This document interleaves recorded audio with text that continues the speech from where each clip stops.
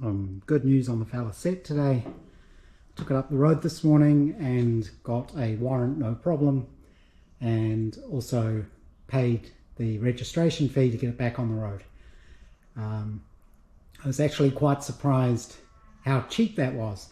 Motorcycle registration in New Zealand is really expensive because there's a component of the registration which goes towards ACC, which is accident compensation, which is a sort of no-fault insurance scheme we've got in New Zealand. So if you have an accident in New Zealand, even if you're a visitor, ACC will pay for treatment and recovery.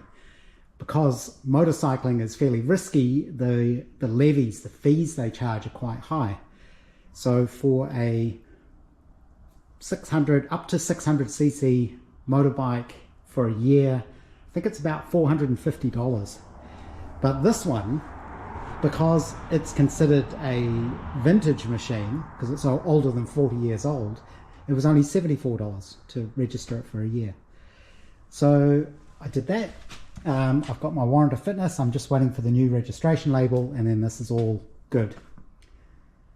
I've just been tweaking it. I don't think I've got the carb set up right.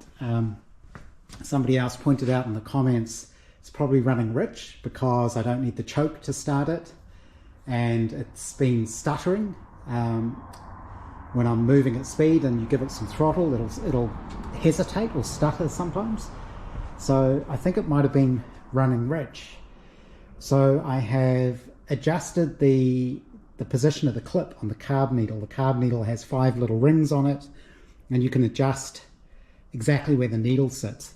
I did that, and I've adjusted the idle and a few other little bits and pieces, and I think it is better now. It's a bit hard to tell because you need to test it from cold and then let it warm up and then play around. But I've adjusted it, lifted the needle up, which should lean it out, and readjusted the carburetor screw, and it does seem better now. It seems to have more power because it was really bad before. And the idle, I need to adjust that. It's a little bit too low at the moment, and there's a little screw on the bottom to set the idle position, but I think I may have run out of travel on that. I'm not sure. It may just be that it's too hard for me to turn by finger. But that sets the slide stop position. And the choke on, no. Hopefully it's a bit better now.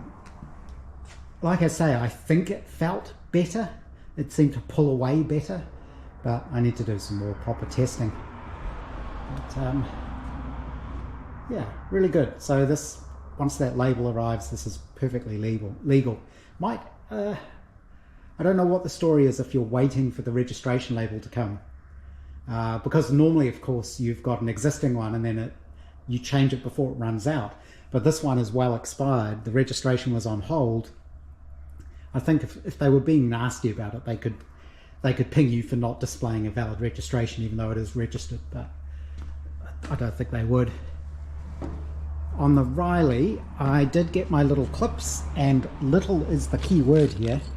There are 2 different sizes, and I knew the sizes because it says so on the website. But even then, until you see them, you don't realize how small these are, and I think these will be too small.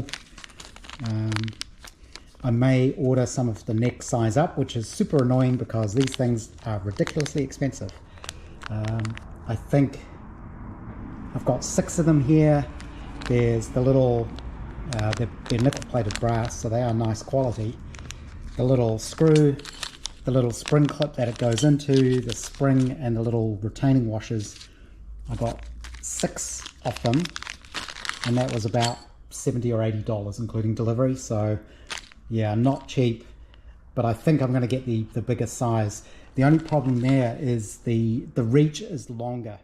So I may end up having to mount the little spring clips on standoffs, little standoffs, because I'm only going through very thin panels. But I think that'll work.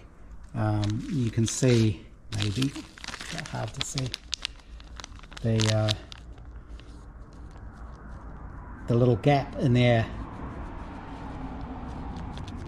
I think if I scan these off, the little spring clips, then I should be able to go through a thinner gap and it'll still clinch them up. The other size of these, there's only two sizes, is twice the diameter, so 16mm. I think that'll be a lot more appropriate. So I'm going to go in and order those now because it's bloody freezing again. I did also paint the exhaust tip. I had to repaint it because I'd managed to get some runs in it. I'm using this, which I thought this was just normal engine enamel. This is the stuff I've been buying, but this one is the extreme heat one, so might be suitable for an exhaust tip. What I'll do is I'll wait till tomorrow till this is all dried off, and I will bake it in my little oven, I think. I think that's all we're going to do today because, like I say, it's very cold. The other thing I need to do still, which I completely forgot about, even though I've got the sewing machine sitting right here, is make up the new tool roll. That was the original one, definitely past its best. So I have some vinyl. I'll just make up a similar sort of thing. I'm not going to try and exactly replicate this. I think I can probably reuse that strap, which would be nice, and make a little tool roll because I find I do need tools for this, and it'd be good to be able to take it for a test ride and then be able to pull out the plugs, have a look at them. So this is all the stuff that came in the bike, including a solid copper head gasket. Fortunately, there's only one of those. Because they'd probably be reusable if you annealed them. I suppose I could always make one. But, all the spare spark plugs and random bits and pieces, but all the original tools are here. Not sure what that one is. I'm not going to put all of this back in there, but yeah, these I do have in the parts book. It shows what all the original tools are, so I will be able to put that set back together, which is good. There's all sorts of random stuff, and it came with extra tools as well, so there's extra spanners and little bits and pieces. That's I think that's an oil pump drive spindle. Not sure why that's in there, but I'd like to do that so I can keep that little tool roll in here. Also, because there's no fuel gauge, I have got a, that's actually full of fuel. It's like an extra litre of fuel in there just in case. That is one of those fuel safe bottles. I did mark it as well so nobody drinks it.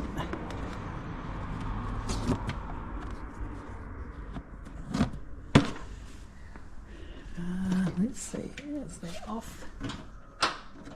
Yep, that's all off. So it still seems hard to start from warm. I have to give it a bit of throttle and then it seems to start okay. But, the only thing when I took it for the warrant that wasn't right was they tested the headlamp, of course, and that was not quite in the right position, but I was able to force it into the right position. I should probably do these up really tight now to keep it where it needs to be. Not that the light on it is particularly great anyway, but yeah, very successful day. Not getting much done on the Riley at the moment. I'm waiting for those little clips to come, and I want to do a little bit more wheeling on these, but it's just cold. It's hard to get motivated. I did finish the Brooklyn's exhaust tip though. I just need to get a clamp to go on there. Hopefully that's not too low. I may end up having to tweak the exhaust up a little bit or something at the end, just if that's not enough clearance. But came out okay. I baked the paint on. Doesn't look too big. It sticks out quite a long way. But I think that'll be all right. I'm still playing with the Velocette, trying to get the tuning right on it. I went back to the beginning basically and checked my needle. I had it in the wrong position, and then I'd moved it one to lean it out a bit, but even then it still seemed to be running not right. The plugs were very sooty when I took them out, although to be fair, I've only been driving up and down in front of the house, so it might not be long enough or riding decent enough length or distance with the throttle open to get the plugs to show really what's going on. But I've gone back to the start, moved it to the position it should be in, which is the middle position out of 5, and got it running based on that, and it seems to be running okay. I need to wait until it's cold again to see what it's like for a cold start. The actual instructions for the cold start say you use full choke, you pull on the lever a couple of times before you turn the fuel and the ignition on, I guess to draw some fuel through, and then you open this throttle.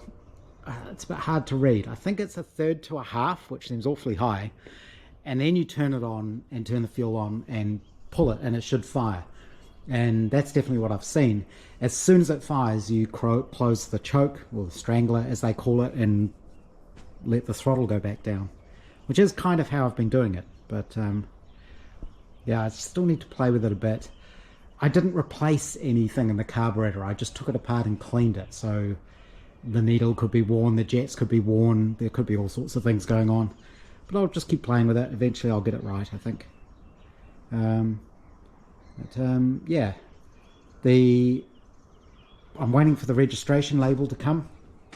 So warrant is there, registration label's on the way, it's all insured. Unfortunately, it looks like it's going to be bad weather this weekend. I've got too many other things I have to think about when I'm practicing my riding to worry about it being wet as well. So I'm going to wait until it's nice weather, and then I can go back up and down that little road. It's nice and quiet, very few cars. There's more cyclists and pedestrians and dog walkers, so it's a good place to practice. It's just a shame that the little cul-de-sac turnaround part at the end has got judder bars over it because of the idiot people in cars. But yeah, I'll keep playing with it. So this should be warm now, should start fairly easily.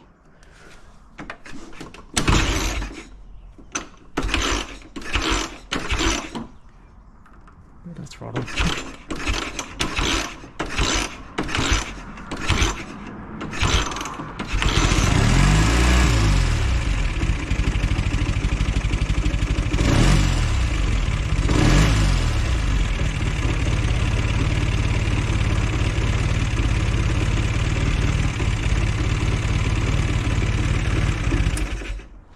Doesn't smell right.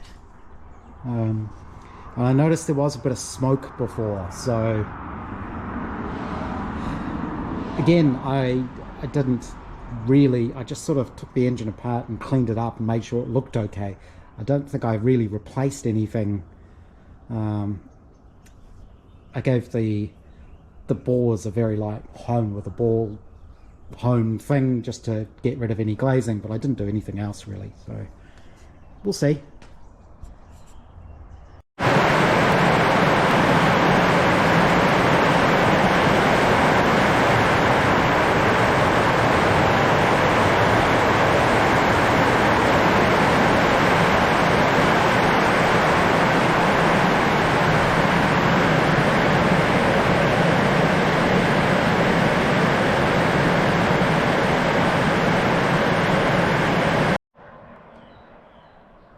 Sunday. It's a nice day today. It was raining yesterday. It was a bit of a strange day yesterday. Unfortunately, we lost Zelda, one of our little dogs. She's been sick for a while, but Friday night, about 1 in the morning, she wasn't great at all, so we had to take her to the vet. She's no longer with us, so I was having a bit of a slow day, but I'd already arranged for a couple of other Velocette owners came up to visit me, which was really good. I didn't feel like doing much on the car or the bike, but it was quite good to have some people visit and talk to them. And Andrew was able to take my Velocette for a test ride to give me his verdict. Brakes aren't great, probably need to get new linings for those. The linings I've got in there are pretty good, but they were pretty glazed over. But I think I can send away some spare shoes and get, there's a modern bonded lining that replicates the vintage feel. So I'm going to get some of those. There's no rush for that though. And Andrew thought the carb was adjusted okay, but it was my ignition that was giving me problems. He found once he got up to about 40 miles an hour, the ignition would start stuttering a bit, and I'd noticed that as well. And also at idle, sometimes it was a little bit rough. So I've actually gone through the ignition again. I did try replacing the coil with the original one. This one doesn't work at all. These are the original points. These are pretty knackered. But I thought I'd have a look at my existing points. And I found, Andrew had pointed out there was a little bit of slack in them. So they were shifting side to side a bit. I put an extra washer, fiber washer in under there. That seems to have fixed that. And the other thing I realized is there's two thicknesses of washer. There's a thick one and a thin one. I had those the wrong way around, so the points weren't lining up correctly. I also refiled the points, but I used my little diamond hone thing. Got them nice and clean. Got them touching nicely. To get the points off, you have to take off the advanced retard thing, so you pull that off. You have to reset the timing. I set it all back up, screwed it all back together and tried it, and it works much better now. Starts about the same, but it will rev to higher revs. High revs on this, the max revs is 5,000. But got it running. I haven't taken it for a ride yet, but just sitting here it seems a lot better. Then I realized I hadn't actually checked what the points gap was. You're supposed to set it to 0.15. Andrew recommended it slightly smaller, so you get more dwell time. And when I measured this, it's set to 0.12. So I'm just going to leave it there because it seems to work rather than fiddle with it. I also recently got this little tachometer. Again, it's just an inductive one. It wraps around the plug lead. But this one updates every half a second, which is good. And you can set on this a max RPM and it'll flash red. It's very dim though. It's got a backlight, but it's not very bright. It's got a little clock on it as well. But that'll flash if you go over the maximum RPM. It'll show you what the maximum you hit is on a ride. And it's got service intervals and all sorts of little things. The interface is a little bit funny. There's only 2 buttons, so of course that's a bit fiddly, but that works well, and I can see what it's doing rev wise because I wasn't sure. Like I say, maximum is 5,000, so 50 miles per hour is 5,000 RPM. So when you're in top gear, it's 1 to 1. So 30 miles an hour is 3,000. That's something else Andrew taught me. But we should start.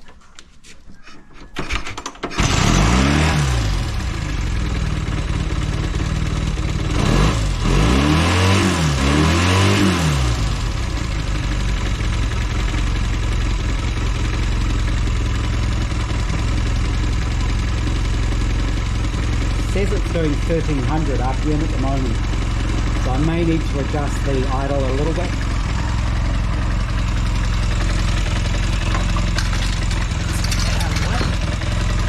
One thing I really like about these bikes is everything's enclosed, so you can reach your hand up until it works and not worry about getting eaten.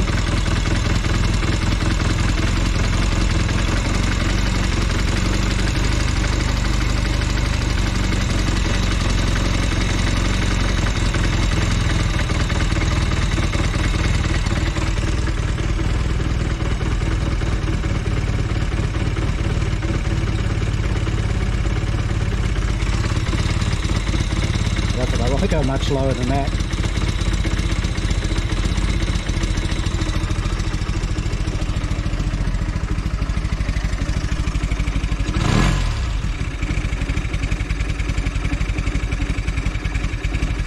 It's a bit too low. It's about 700 RPM.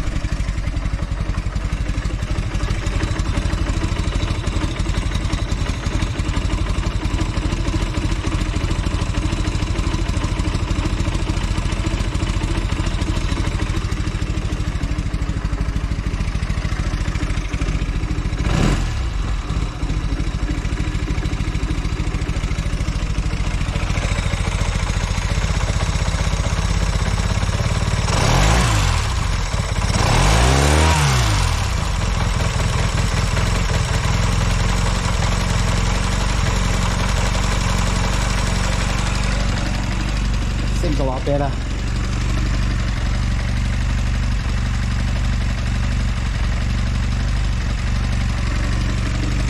It sounds like it's running smoother at idle as well. It always used to have a little bit of a miss or a tick to it sometimes.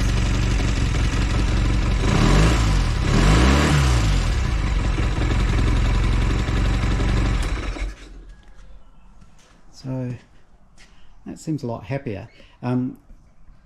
Saying that you don't have to worry about getting your hand mangled, I do always forget that these are the exhaust pipes. So I did manage to burn my hand fiddling with the timing, as these get hot, of course. No, that seems a lot better. I think I might actually take it out for a ride, since I'm allowed to. I'm still actually waiting for the registration, but it is registered. Just waiting for the label to appear. Yeah. Riley, still working on this as well. With everything happening this week, I've actually forgotten what I've filmed and what I haven't, so I don't know what I'm repeating or not. I still need to do a little bit more wheeling in this just to get that to fit right. And my new, there's my exhaust. I need to put a clamp on that.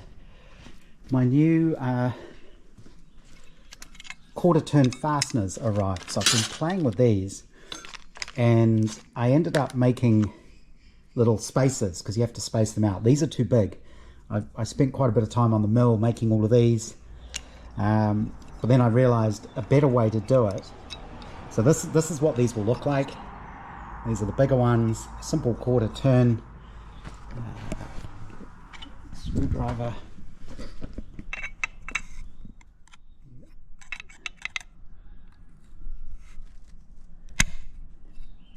Turn that, which is a bit tricky when the back of it turns as well. But don't know what we can see here. There we go. You undo it a quarter of a turn, it springs out. So they're like Zeus fasteners, kind of, but different.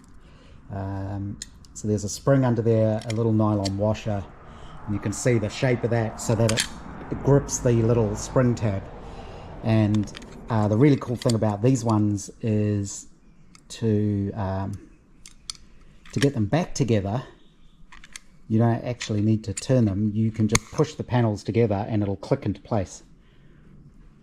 So what I need to do is, I'd forgotten that my panels have folded edges, so it's not two thicknesses. You can see that's a gap there. So with an extra couple of thicknesses of aluminium in there, I'll need to space the spring clip out, and it works out to be about 3 mil. So if I've got a 3 mil spacer under this, that'll be a perfect fit, hopefully. And what I was going to do is fit 3 of these, because they're only there to stop it rattling when the straps are off. And I fit one here on that side, and one in the middle on the other side. And then the straps do most of the work. But before I fit these, so what I will do is, because I've only folded up a short lip on the inside of the panel, I may have to trim away where I've folded over the flange, just so this can sit flat. It's all on the inside, you won't see that. But I want to get these fitting really well first. You can see this one's almost there. before I will drill the holes in these, and then from those holes I can mark where to drill a hole in this. There is a little bit of wiggle on them. You can see that can move slightly, so it doesn't have to be 100% lined up, but it needs to be pretty good. And I think those all look nice and clean and simple. That should do the trick. Also, somebody really kindly offered to send me what are called bonnet bumps, I think, and they're little studs. They look like acorn nuts, but they're a different shape, and they bolt into the top of the bonnet, sort of here and here on both sides.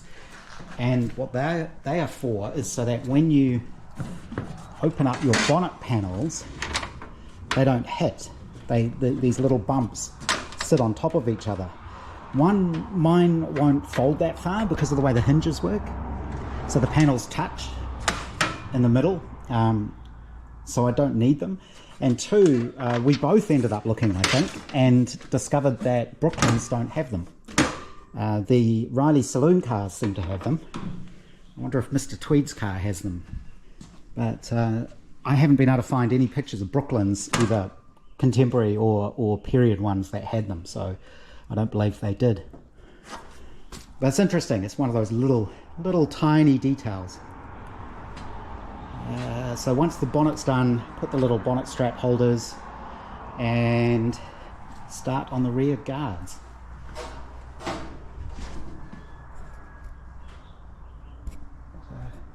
Yeah, I think the exhaust looks pretty good. I've readjusted the clutch, and it's now a lot better. Still not quite going all the way back. It's pretty close now. Oh, there we go.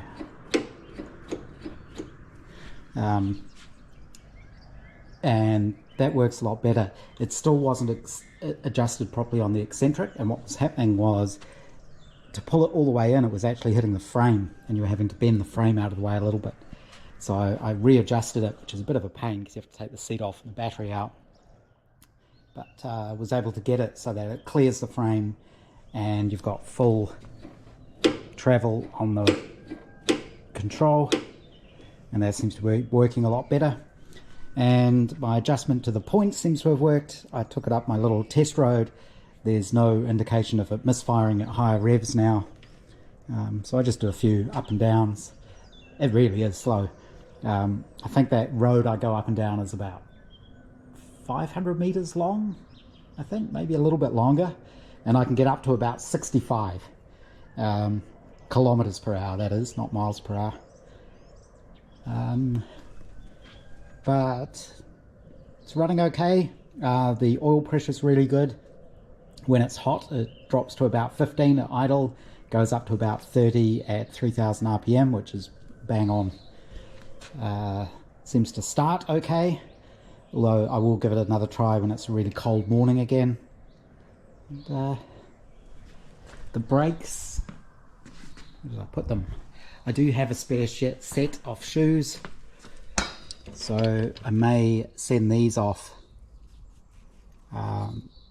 to get the modern sort of linings that are meant for older fashioned bikes.